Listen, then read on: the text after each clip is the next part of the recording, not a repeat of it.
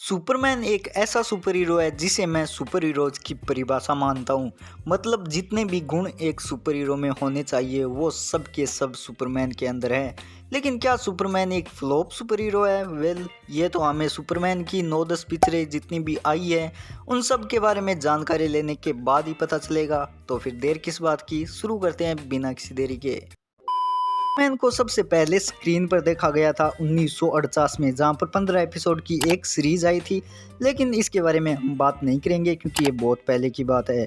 तो सबसे पहली अच्छी सुपरमैन पिक्चर आई थी 1978 में, जिसे कि $55 मिलियन बजट के साथ बनाया गया था एंड इसने $300 मिलियन की कमाई की थी एंड एक बहुत बड़ी पिक्चर साबित हुई थी। उसके बाद 1980 में इसका सेकंड पार्ट भी आया एंड फिर इसका थर्ड पार्ट आता है जिसको कि $39 मिलियन बजट में बनाया गया था एंड इसने मात्र $80 मिलियन की कमाई की थी एंड यहाँ से एक तरीके से सुपरमैन का डाउनफॉल स्टार्ट हो गया था। इसके बाद 1987 में सुपरमैन 4 बनाई गई जो कि $17 मिलियन बजट के साथ बनाई गई थी एंड इसने सिर्फ $36 मिलियन की कमाई की थी। एंड इसी बीच 1984 में सुपर गर्ल भी आई थी जो कि फ्लॉप हो चुकी थी। तो सुपरमैन की इन चारों पिक्चरों में से 2 को लोगों ने काफ़ी ज़्यादा पसंद किया एंड 2 लोगों को ज़्यादा पसंद नहीं आई। एंड इसी बीच फिर यहाँ पर माइकल कीटन का बैटमैन भी आ चुका था 1989 में, जिसने कि $400 मिलियन की कमाई की थी। एंड उसके बाद Batman return and Batman forever, Batman and robin आदि बैटमैन के ऊपर ही फोकस किया वार्नर ब्रदर्स ने एंड यहाँ पर कोई भी सुपरमैन की पिक्चर नहीं आई।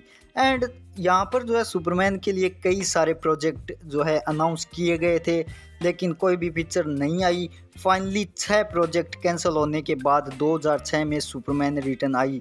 इन 6 प्रोजेक्ट में से हमारा निकोलस केज वाला सुपरमैन भी था एंड इसके अलावा 2002 में एक बैटमैन वर्सेस सुपरमैन नामक मूवी की भी चर्चा हुई थी जो कि बाद में कैंसिल हो गई।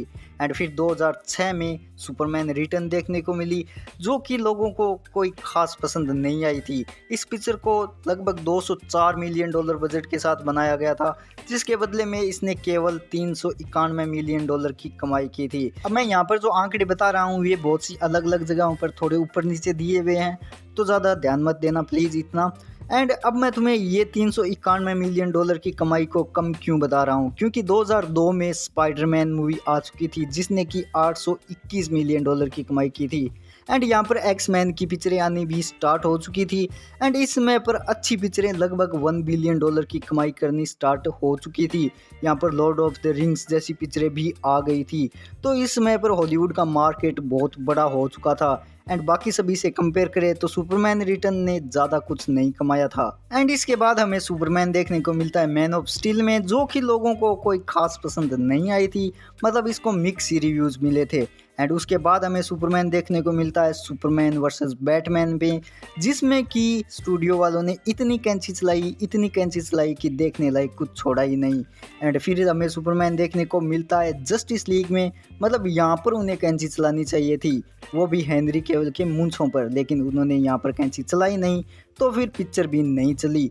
एंड तुम्हें पता ही है जस्टिस लीग का क्या हाल हुआ था। तो इन सब पिक्चरों को कंपेयर करके तुम अगर सुपरमैन की बेस्ट पिक्चर देखने जाओगे ना तो वो 1978 एंड 1980 वाली है। उसके बाद सुपरमैन पर कोई भी खास अच्छी पिक्चर बनी ही नहीं है। लेकिन अब 2025 में नई सुपरमैन आने वाली है, उससे उम्मीद तो काफ़ी ज़्यादा है, लेकिन सुपरमैन का जैसा रिकॉर्ड रहा है उसे देखकर ऐसे पूरी तरह से श्योर नहीं हुआ जा सकता। एंड सुपरमैन के बारे में सबसे बड़ी दिक्कत ये है कि उसके करैक्टर को कभी भी सही तरीके से डेवलप ही नहीं किया गया। मतलब शुरू से ही उसको बहुत ही ज़्यादा पावरफुल एंड सब कुछ बिल्कुल एक तरीके से चुटकियों में हैंडल करने वाला सुपर हीरो दिखाया जाता है, जिस कारण वो कनेक्शन कभी फील ही नहीं होता एक पिक्चर देखते समय। बट उम्मीद करते हैं कि इस बार कुछ अलग देखने को मिल जाए 2025 में, तो देखते हैं क्या होता है। बाकी तुम्हारा क्या मानना है सुपरमैन के बारे में कमेंट करके ज़रूर बताना एंड वीडियो को लाइक एंड चैनल को सब्सक्राइब भी कर देना ताकि हम मिलते रहें बार बार।